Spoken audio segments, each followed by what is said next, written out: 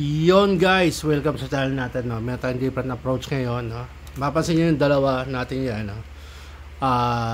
Dalawang Bowen statue natin nabili, no. By the way, nasubo lang tayo niyan. Gustong bumili mga suki na natin sa pati ng statue.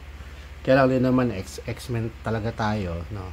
And these two is X-Men character, pero for me, hindi naman sila ganun ganong malaki relation sa X-Men na gusto ko yung mga X-Men nung 90s.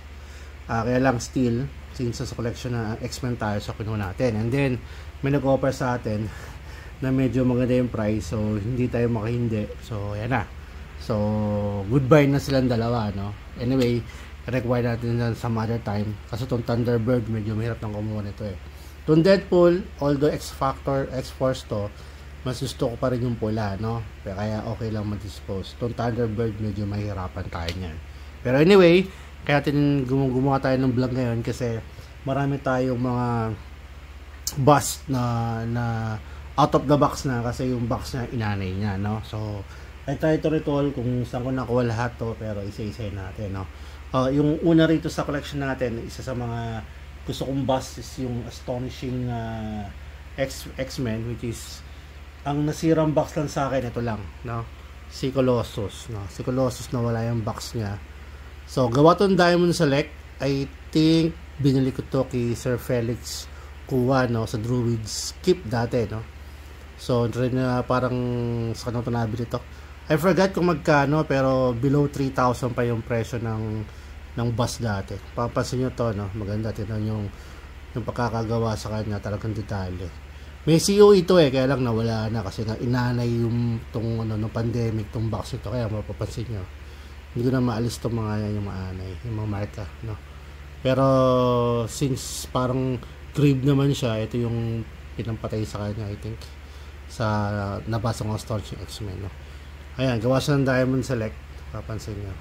Numbered, no? Nawala lang certification kasi nga nawala yung mismong naanay mismo yung box, no? So ang ganda niya. So mag-display natin siya kasi nabakante na yung dalawa, so pwede isingit doon sa pinaka sa display cabinet pa niya lagi ng dalawa, no? Ayan, Colossus. So, ganda niyan, no? Kulong na lang dyan is yung Kitty Pryde. Ay sa kay Angel pala, kulong na lang. Tapos meron tayo nakuha ng Diamond Select pa rin to. Ito naman yung Mystic. Ito, gusto ng Mystic na to, no? Nilinis ko sila kasi wala silang box. Naka-display doon sa pinaka-room ng utol ko and medyo maalikabok. Kaya nilinis na rin natin sila, no? So, ito yung Mystic. Makapansin nyo, no? Ganda ng pagkakagawa. Yun, no? Di ba? Solid, no? Ito hindi siya numbered dito, pero may certificate yun lang na anay na rin, kaya hindi ko mapal sa inyo, pero ganda niya, ganda. And actually nung after ko mag action figure, ito yung pinalik ko, nag statues and bust ako before ako mag Funko Pop, no? Kaya marami tayong ganito, and I think marami pa tayo doon sa box kung nakita nyo yung dati ko mga vlog, yung nasa mga hagdan, yun yung nakabox pa, marami akong bust kaya lang wala pang paglalagyan, kaya hindi ko pa sumayalagay. No, ito Mystic ito, maganda to, no? Gusto ko to. Bukod dun sa costume na white, na may white siyang dress na mahaba.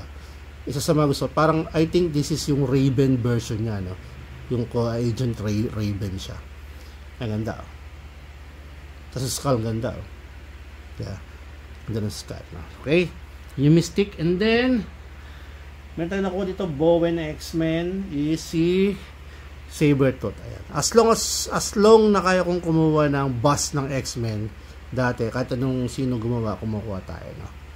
Meron din tayo mga nakuha dati, yung X-23, kaso naawitan ng ating kaibigan na si MMJB Tex. Ito, magandang bust na to. Ang reklamo ko lang dito, medyo malit ang pagkakagawa niya, kaya pansinin mo kay parang silang actually na parang medyo upscale yung si Sabretooth, dapat medyo malaki. Ito yung early na Bowen tingnan, year 2000 pa to. Yeah, medyo marami pa, 7,000, no? Number. Ito gusto ko yung Bowen kasi numbered, no? Ayan. So, sira rin box na to, nawala rin, no? Kasama sa naanay, kaya medyo malas, no? Nangyari ng pandemic, pero buti na nasave natin yung mga figures yung bus mismo, no? And then, meron pa tayong isa rito. Nag-statue ko nito, pero na-event na rin natin dahil nawitan ni MJ Vitex yung barkada natin. Pero buta lang may bus tayo nito. Ito, I think nabili ko to ng walang box, no? Out of the no box, no? Na Bowen to na Silver Surfer, sorry, Quicksilver, no? Maganda yung pagkakagawa sculpt nito actually, no? Ito yung number niya. Kasi maganda yung accurate yung mukha niya, oh. Talagang kamukha dun sa cartoon. Gusto ko to. Gumawa to ng version nito, yung X-Men saka yung Avengers, blue and green na statue. No, nakakuha tayo ng blue noon para na-ibenta natin. Hopefully makakuha tayo ng green version. Maganda yung green kasi medyo metallic, no? Ayan. Okay? Ito yung Pietro, si Quicksilver. Okay. And then dalawa kasi collection natin sa sa bust, no? Isang X-Men saka yung mga Spider-Man. So, meron tayong mga yung Spider-Man. Ito pinaka sa mga actually bukod sa pinakamagandang sculpt ng Bowen na bust, ito yung pinakamaganda sa for my opinion. Bukod sa Hydro-Man naka-box pa eh. May box yun eh. Hindi nasira. Nasira yung box niya pero kumbaga pwede pa naman kaya nasa box pa siya. Ito, sira box. Ganda nito. Nilinis ko to. Puro alkabok to. Lumabo siya ngayon. Luminaw na. Kung nilinis ko. Ganda. Ito si Scorpion. Okay. For me, this is isa sa pinakamagandang ginawang sculpt sa Bowen, no? Yung pagkaka-pink. So may tama na. Kasi nandito eh. Display naman yung mga kasama laruan ng utol ko. Pero okay lang. Per keep naman ito niya bibenta to. No? Okay. Ganda niya, oh. Ganda pagka-metallic niya. Diba? Oh. Ganda. Dalawa to eh. Isang modern saka isang classic. Yung classic, hindi ganito yung tails niya. Saka medyo, hindi siya shiny, hindi siya metallic. No? Flat yung kulay niya. Okay, matte pala. Tapos, ito yung isa sa mga gusto kong Spider-Man. This is from Diamond Selectin to. Iron Spire naman ang tawag dito. Ang ganda, oh. Tira mo yung detalye niya. Diba? Yeah, sayang sira yung box. No? Maganda yung box nito eh. Isa pinamang box niya. 3,000 lang to. Pang 471 to. Okay. Ganda, oh. Yan. Nakita niyo may mga hindi ko matanggal na dumi. No. Binasa ko siya kanina eh. Kumbaga basahan na basa. Tapos nilinis ko lang siya. So natanggal yung ibang alikabok. Pero yung ibang gilid-gilid medyo may harapan tayo dyan. Pero okay lang kasi di-display na natin to dahil nga nabakante na yung pwesto nito, itong dalawa. So pwede natin isingit ng mga yan. May nilito naman to. Ganda nito. Iron Spider-Man from Civil War. No? Avengers lang dito kasi Avengers at that time. No? Ayan. And then, yung isa sa mga unang earlier comic ko, no, na nabasa, no, yung Daredevil kumuha tayo by Bowen. No? Ganda nito. Oh. Isa rin sa pinaka nagustuhan ko ng gawa ng bus ni Bowen. No? Sad to say, 3 version to eh. 2 lang nakuha natin. No? Yung isang version na pinakamahal dito na nakuha.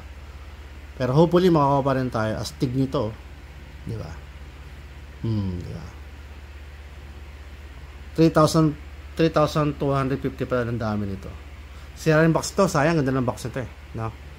Tapos 2 version to. Ito yung modern, no? Actually, siya yung red.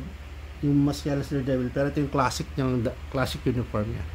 Ito yung first appearance niya. No? Para siya ng post, iba lang yung kulay ng damit saka ng mata. No? May isang version to. Yung armored. Yun na lang ang wala natin. Sana makakuha tayo. No? Same ba number tayo? Hindi, same number. No? Pero ito, mas marami yata ito. Hindi, mas konti ito. 2.8 lang ito eh. 2.8 pa 2.6? 2.8 naman ba? Ayan.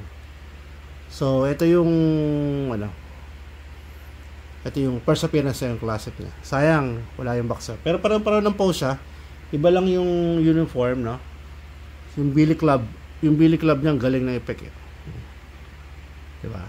Sino mas gusto niya? Ako mas gusto ng yellow. Pero yung armor gusto ko yung gray and red, no? Hopefully makakuha tayo na. So, yun. Yun yung mga bus natin na out of the box kasi yun yung masira ang box, no? Nagkaroon tayo ng time para linisin because of sa dalawang to na nabibenta natin, no? And yun lang po muna guys dun sa mga bus natin. Hopefully magkaroon tayo ng mga bagong lalagyan, no? Ng bus para matanggalan natin lahat, ma-unbox natin lahat, makita nyo lahat ng full collection natin ng bust and statue natin.